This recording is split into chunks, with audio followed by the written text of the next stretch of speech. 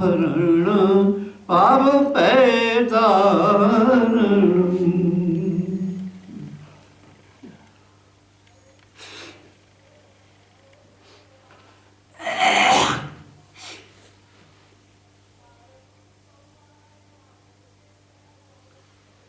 हरि के भजन बिन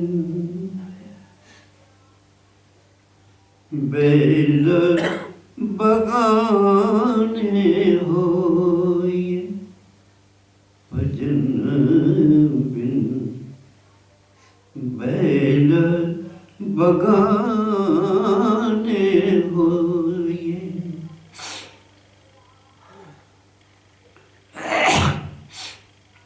गोदा दर इंसाफ दा दर समझो, सिर किधरे झुकाण दी लोड़ कीए। जेड़ा सब दे जेड़ा सब दे दिलां दियां जानदा है, ओनू दिल तो भुलाण दी लोड़ कीए। खुदा दर इंसाफ दा एक दर दा होके रह बंदिया, दर दर ते जान दी लोड़ कीए। कदी इस दर कदी उस दर, एक दर दा होके रह के वेख, दर दर ते जान दी लोड़ कीए। पैनू इको दर ते रज होना, दर दर ते जान दी लोड़ कीए। मन झूठ फरेब वलों दूर कर, तैनू यार दे ढूंढण दी लोड़ कीए। खुदा दर इंसाफ दा दर समझो।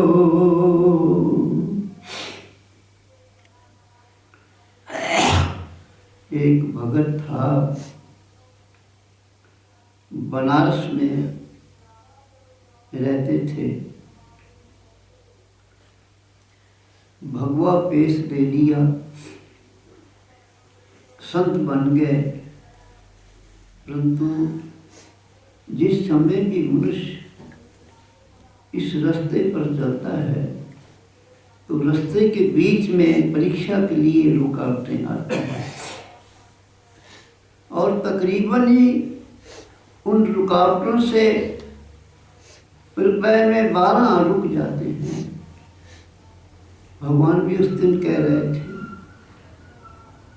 जो कुछ चलते भी हैं वो भी आगे चल के फिर रुक जाते हैं, क्योंकि ये मार्ग बड़ा विलक्षण है, कांटों से भरा हुआ है।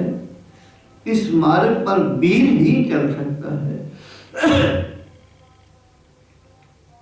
जो मौत से ना डरे, जो सिर के ऊपर कफन बांध ले, वही इस रास्ते पे चल सकता है। और वो महात्मा साधु बन गए। एक वहाँ अच्छा जमींदार था, उसने कहा कि महाराज भोजन मेरे यहाँ से ले जाया करो। संतों ने कहा ठीक है। संत उसके घर जाए। सवेरे वो संतों को एक तो सब्जी, साथ में लस्सी और फुलके अच्छे घी के बने हुए। रात के समय वो स्वयं संतों को और 1.5 पाव दूध पहुँचा दे। अब संत रोटी लेकर आए, रोटी बड़ी स्वादिष्ट होती थी, संत जवान थे, वो रज के खा लें। याद रखो, भजन करने वाला जो है उसको रज के नहीं खाना चाहिए, उसको जीने के लिए खाना चाहिए, नहीं तो भजन नहीं होगा। याद रखो, ये हमारे भगवान जी कहते थे कि भगवान का और पेट का एक ही राशि है। अगर आप पेट को पूरी तरह भरोगे, पेट के स्वादों में उलझ जाओगे, तो भगवान के आगे पर्दा आ जाएगा। हमने आपको कल भी शायद बताया था कि बच्चा पैदा होता है, बड़ा मस्त होता है, जिस समय वो थोड़ा होश में आता है, भूख लगती है तो रोने लग जाता है, उसको पेट ही रुलाता है और पेट ही हमें खराब करता है। कई सज्जन मिलते हैं हमें, कहते हैं महाराज जीण वास्ते भोजन दाता होना चाहिए ना, मैल बढ़ जाते ने, ढेर कपड़ियां ते लग जाते ने, खाण ਨੂੰ पदार्थ बनते होंगे ने, वो फिर भी कहते ने खाण ਨੂੰ महाराज तो चाहिए ना।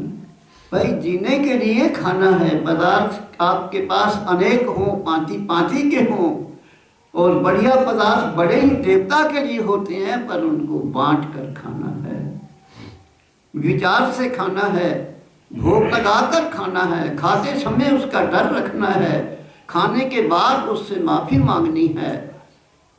इन चीज़ों का जो ध्यान करता है वो सुखी रहता है। सब भोजन लाएं और कभी भोग लगाएं, कभी नहीं लगाएं, भोजन खा ले, भोजन पेट भर के खाएं तो आलस आ जाए, नींद सताए, अब नींद सोए तो बुरा लगता है, दरवाजा बंद कर दें और सो जाए।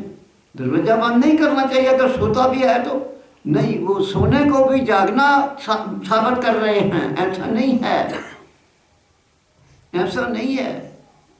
तुम जागने को भी सोना साबित करो, तभी तुम बहादुर हो।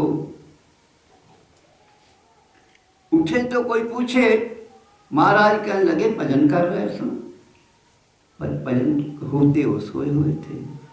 तो कबीर जी उस समय अंतर्यामी थे, सर्वज्ञ थे, उन्होंने देखा कि ये पुलेखे में पड़े हुए हैं, इनको ये पता नहीं है कि भगवान कोई ताकत मेरे साथ में साधु बन गया, संत के नाल ज्यादा ताकत रहती है उसकी। अगर वो कम लवे तो, अगर मन मतिया होवे तो फिर भगवान की करन, भगवान तो उसके नाल ही है। भगवान जी भी उस दिन, भगवान क्या करे जब आप मनुष्य आप ही मनमतिया हुआ आप ही डूबना चाहता है, तो भगवान उसको कैसे निकालेंगे। कबीर जी उसके पास पहुंचे, जान गए कि ये भूला हुआ है। संत बड़े दयालु होते हैं, बैठे, उसने भी आदर से बिठाया। उसको पता था कि कबीर की बड़ी मानता है, ज्ञानी कहते हैं इनको लोग, और उनको पता नहीं था कि ज्ञान कैसा होता है। कबीर ने कहा, महाराज मेरी एक प्रार्थना है, कहो। कहने लगी, महाराज थोड़ा भजन किया करो, भजन थोड़ा किया करो, आलस तो सताता ही है मनुष्य को, जवानी है आपकी, भजन किया करो। उसको क्रोध आ गया, कहने लगा, अरे देखो जात का जुलाया, और हम ब्राह्मण सन्यासी, एक गृहस्थी हमें उपदेश देने आया है, हम नहीं जानते हैं भजन करना, हमारे को उपदेश देने के लिए तू आया है। कबीर जी हंस पड़े, कहने लगे, अभी इसमें अहमता है, अभी साधु नहीं हुआ है, अभी अपने दोष को छपाता है, इसमें अवगुण है। अभी अंतकाल काटी कटे, नर्कवास में दे।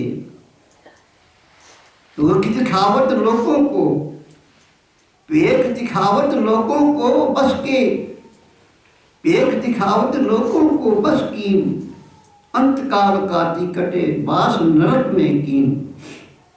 कबीर ने ऐसा विचार किया, चले गए। थोड़े समय के बाद ही संत भोजन बहुत लाते थे और खूब खा लेते थे। खूब खाने से, सोने से आयु कम होती है, विचार से आयु कम होती है, झूठ बोलने से आयु कम होती है। तो साधु होते हुए दो गुंतों में आए हुए थे, झूठ बोलते थे, ज्यादा खा लेते थे और सोते थे। समय पाकर जो जमींदार था वो तो उसी तरह तंदुरुस्त रहा और संतों का शरीर व्यर्थ भी हो गया और छूट गया। जब शरीर छूटा मेरे भाइयों, ये कर्म का फल होता है। हम साधु बन के खाते हैं, दान लेते हैं, बाकी याद रखो इसका बोझा होता है, इसका बदला देना पड़ता है। वो संत जी जब शरीर छूटा उनके घर में जाते थे, रोज अच्छा भोजन मिलता था, मन वहीं लगा रहता था। उनके घर में गौ थी। जब शरीर छूटा तो उनकी तरफ घर के जब बन गया तो गौ के गर्भ के बीच में वो प्रवेश कर गया। थोड़ा समय पाने के बाद गौ का बच्चा हुआ, बैल बन गया। 2, 2.5, 3 साल के बाद जमींदार ने उस बैल को हल के आगे जोत दिया। अब जेठ का महीना है, धूप कड़कती है, संत बैल बने हुए हैं और जमींदार पीछे से प्यार से ऐसा ऐसा छोटी भी लगा देता है और चला रहा है धूप में। कबीर जी ने देखा कि संत जी बैल बने हुए हैं और धूप में दुखी हो रहे हैं, अपना बस नहीं चलता है। संत बड़े दयालु होते हैं। कबीर वहां पहुंच गया। जब कबीर उसके घर गए तो कबीर को सब जानते थे। जमींदार ने उसी तरह उसी वक्त अपना कपड़ा उतारा, बिछाया, कहने लगे कबीर जी, संत कबीर जी आप बैठिए, कैसे आना हुआ है? कबीर ने कहा वैसे ही। मैंने कहा भगत के पास हुआ है, दर्शन कराएं और गर्मी है, आप बेटे हमें पानी पिलाओ। कहने लगे भोजन, कहने लगे फिर भोजन का फिर देखेंगे, पहले आप पानी पिलाओ। वो पानी लेने गए तो कबीर ने अपनी भक्ति से उस बैल को प्रेरणा दी। उस बैल को पिछला याद आ गया सब कि मैं साधु था, कबीर मेरे पास आए थे, मुझे समझाया था, मैं इनके गले पड़ गया था। तो बैल को जब पिछला सब याद आया और उस समय भी जागृत हुई कि धूप में मैं चाप के खा रहा हूँ, तो उसकी आंखें भर आई, बैल की रोने लग गया। तब कबीर ने कहा कि मैंने आपको समझाया था, आप उस समय समझे नहीं, जोश में थे। पर ये याद रखिए कि जिसका साधु बन के खाया जाता है उसको देना पड़ता है। हरि के भजन बिन सारे असी ध्यान दे के सुन लो भाई। हरि के भगवान दाता है, ये नहीं है बस साधु सारिਆਂ ਨੂੰ जो दे रहा है वो सारा मालिक दे रहा है। जो उसे खा के भूल जाता है वो साधु वाला बैल बन के, कुत्ता बन के, बिड़ा बन के देना पैदा है मेरे भरावो। तो कबीर ने कहा कि संत जी कर्म का फल देना पड़ता है। मैंने आपको कहा था, आप माने नहीं थे। हरि के भजन बिन बैल बगाने होइए, हरि के भजन बिन बैल बगाने होइए।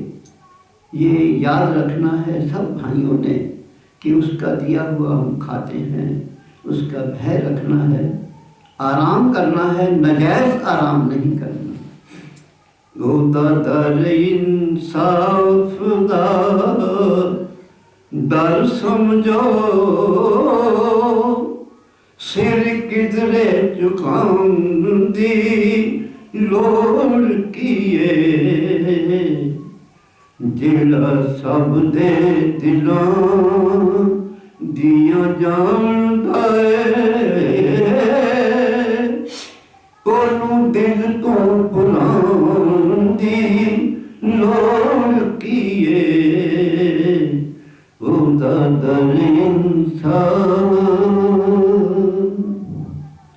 घर वाले भगवान जी की जय, सब संतन भक्तों की जय।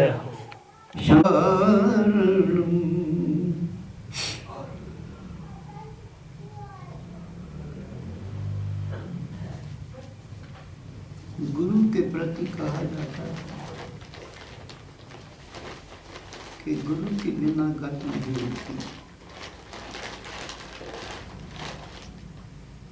और गुरु जरूरी है। परंतु बात ऐसी है कि गुरु से लाभ उसी को मिलता है जो गुरु को मन दे देता है, क्योंकि गुरु भी बड़े सियाने होते हैं। वो परीक्षा दे देते हैं कि ये हमसे प्यार कर रहा है, इसने हमें मन दिया हुआ है, ये अपने मतलब से प्यार कर रहा है। गुरु जो योग होता है उसके पास कोई कमी नहीं होती। वो अगर हमें मिल जाए और हमारी अच्छी इच्छा, गलत इच्छा तो पूरी करेगा ही नहीं, अच्छी इच्छा हमारी पूरी ना हो तो इसका मतलब है दोनों में कोई कमी है। यहाँ तो गुरु योग नहीं है। यहाँ जो फल लेने वाला है वो स्वार्थी है। स्वार्थ से कभी भी याद रखो यश नहीं मिलेगा, ना आपकी इच्छा पूरी होगी, ना ये मनुष्य का चोला सफल होगा। रावण के बीच में राम जी में क्या फर्क था?